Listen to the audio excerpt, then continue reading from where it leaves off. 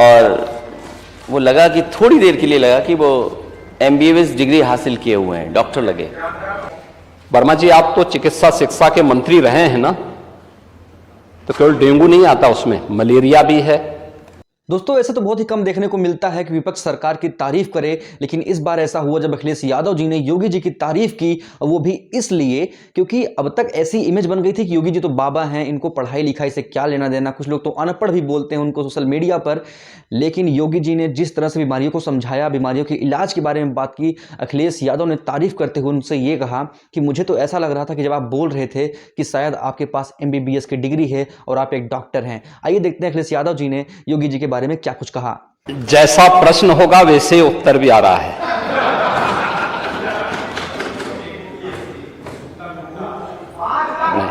शांति सुनिए। प्रश्न ही उल्टा था,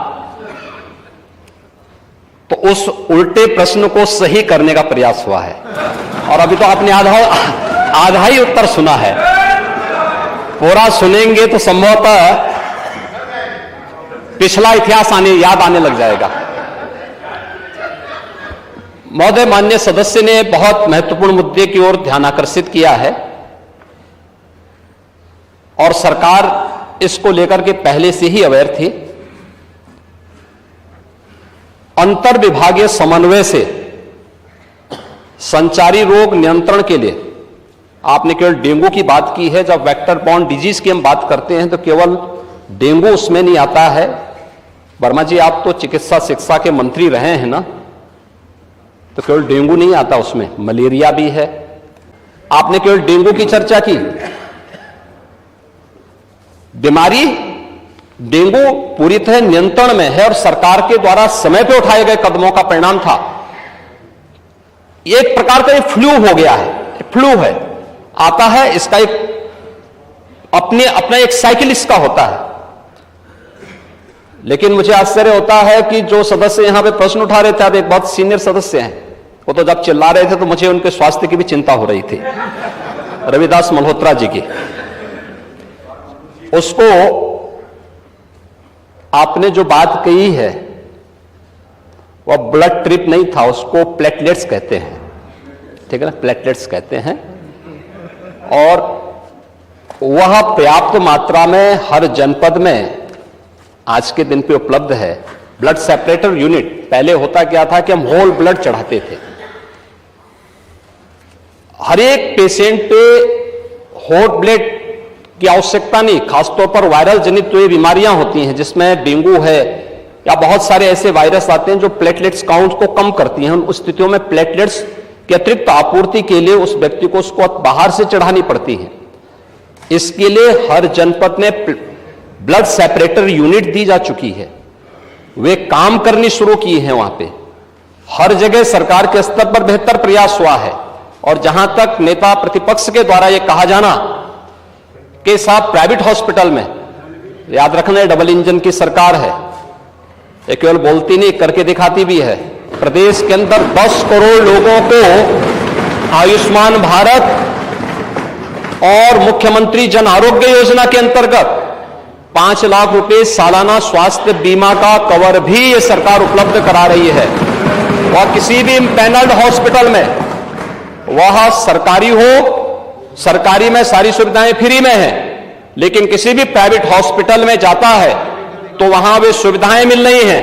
और ये पूरा सदन गवाह है कि हर माननीय सदस्य को इस सदन के द्वारा अपनी निधि से ही 25 लाख रुपए सालाना देने का अधिकार दिया गया है।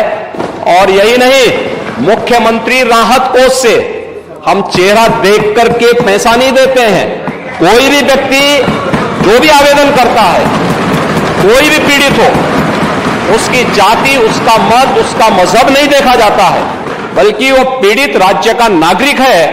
उसको प्रदेश में, देश में या दुनिया में जहां कहीं अच्छी स्वास्थ्य की सुविधा मिलती है, और सुविधा के लिए मुख्यमंत्री राहत कोष से भी हम पैसा देने में कोई कोताही, तमाम मान्य सदस्य विपक्ष में बैठे हुए हैं, वो हर व्यक्ति इस बात को कह सकता है। उनके प्रस्ताव आते हैं बिना किसी भेदभाव के, हमने उसके लिए भी धनराशि उपलब्ध कराई है। आयुष्मान भारत और मुख्यमंत्री जन आरोग्य योजना भी है, आभारी आदरणीय प्रधानमंत्री जी के। जिन्होंने आयुष्मान भारत जैसी योजना दी, जिसमें हर गरीब से गरीब व्यक्ति भी आज अपना उपचार किसी भी अच्छे कॉर्पोरेट हॉस्पिटल में भी करा सकता है, और देश में भी करा सकता है, दुनिया में भी कहीं करा सकता है। हर वर्ष की सुविधा उसको मिली है। मुख्यमंत्री जन आरोग्य योजना की सुविधा भी उसे दी गई है। इसके अलावा माननीय विधायकों को भी 25 लाख रुपए तक खर्च करने का अधिकार दिया गया है, और इसके साथ ही मुख्यमंत्री राहत कोष भी उसके लिए उपलब्ध है। इसलिए समस्या केवल इस बात की नहीं कि हम समस्या के समाधान की ओर जाएं, समस्या केवल हर मुद्दे का राजनीतिकरण करके समाज में अव्यवस्था पैदा करना, लोगों में असंतोष पैदा करने का जो कुत्सित प्रयास किया जाता है, वो तो कोरोना कालखंड में भी लोगों ने देख लिया था, जब आप लोग बहका रहे थे लोगों को कि वैक्सीन मत लगाना, ये मोदी वैक्सीन है, और लोगों को गुमराह कर रहे थे।